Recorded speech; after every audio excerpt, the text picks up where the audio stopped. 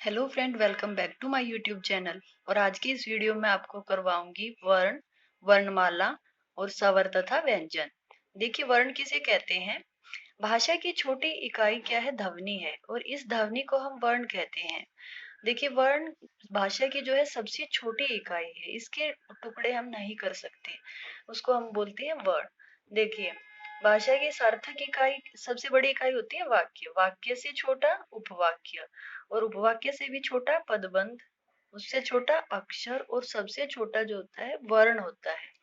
वर्ण सबसे छोटी इकाई है, उसके हम और अधिक टुकड़े नहीं कर सकते। अभी देखिए, वर्णमाला। वर्णमाला किसे कहते हैं? वर्णों के व्यवस्थित समूह को वर्णमाला कहते हैं। जो वर्ण होते हैं वो एक सीक्वेंस में लिखे होते हैं, एक क्रम में लिखे होते हैं, और इस क्रम को हम वर्णमाला कहते हैं। देखिए, अब ये स्वर और व्यंजन होते कितने कितने हैं? ये उच्चारण के आधार पर अलग हैं, और लेखन के आधार पर इनकी संख्या अलग है। उच्चारण के आधार पर 45 वर्ण है, जिसमें से स्वरों की संख्या 10 है और व्यंजन 35 है। तो इसमें हम कौन से व्यंजन को, मतलब स्वर और व्यंजन को ऐड नहीं करते हैं, वो देख लेते हैं। जब हम उच्चारण करते हैं वो तो हम कुछ वर्ण को छोड़ देते हैं, और जब लिखते हैं तो उनको ऐड कर लेते हैं। देखिए, अभी स्वर है ए, आ, ई, बड़ी ई, छोटा ऊ, बड़ा ऊ, री।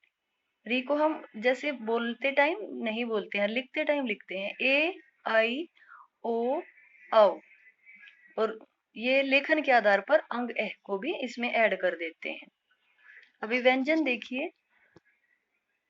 व्यंजन देखिए, कै वर्ग, ये हम इनको अलग अलग वर्ग में बांट देते हैं कि ये कै वर्ग, जो कै वाली लाइन है इसको कै वर्ग, फिर च वाली को च वर्ग, ट वाली को ट वर्ग, ऐसे हम बोलते हैं। ये मैं आपको अगली वीडियो में बताऊंगी कि अंतस्थ वर्ण क्या है, उष्म वर्ण क्या है, और संयुक्त व्यंजन ये क्या है। अभी देखिए, क ख ग घ अड़, छ छ ज झ य, ट ठ ड ढ अण, त थ द ध न, प फ ब भ म, य र ल व, श श श है, अक्ष त्र अज्ञ श्र।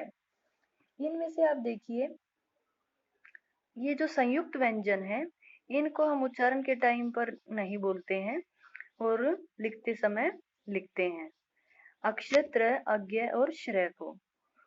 यहाँ पर एक और देखने की बात है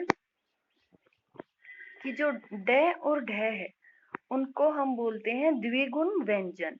इनको द्विगुण व्यंजन क्यों बोलते हैं?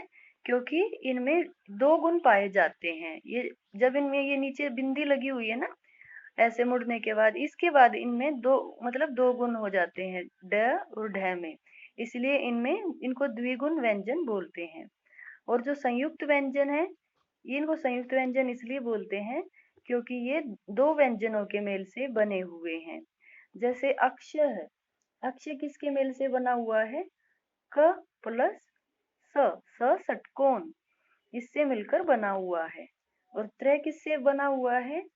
त प्लस र। अज्ञ किससे बना हुआ है? ज प्लस य। और श्र श प्लस र। तो ये इसलिए इनको, ये क्योंकि ये दो व्यंजनों के मेल से मिलकर बने हुए हैं, इसलिए इनको हम संयुक्त व्यंजन बोलते हैं। अभी देखिए, स्वर किसे कहते हैं? स्वतंत्र रूप से बोले जाने वाले वर्ण स्वर कहलाते हैं।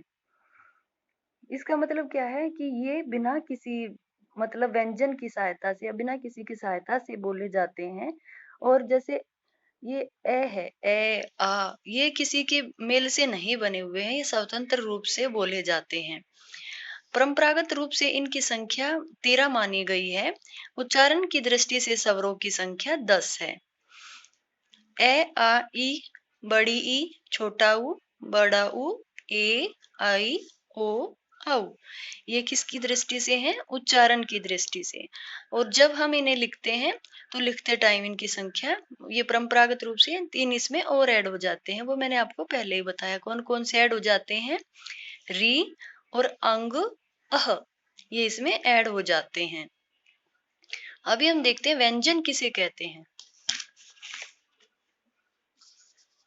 व्यंजन जो होते हैं ये स्वरों की सहायता से बोले जाने वाले वर्णों को व्यंजन कहते हैं।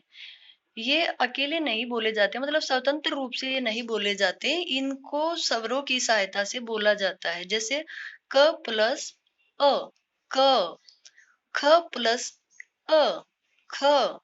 तो ये व्यंजनों की सहायता, ये स्वरों की सहायता से बोले जाते हैं, स्वतंत्र रूप से नहीं बोले जाते हैं। इसलिए इनमें मतलब इनको बोलते टाइम दूसरे की मतलब स्वर की जरूरत होती है, स्वर की सहायता से बोले जाते हैं। अभी देखिए इनमें द्विगुण व्यंजन ड ढ को जोड़ने से इनकी संख्या 35 हो जाती है। तो आज की इस वीडियो में हमने सीखा वर्ण, वर्णमाला, स्वर, व्यंजन, ये हमने इस वीडियो में सीखा। आई होप आपको ये सभी अच्छे से आ गए होंगे। Thank you.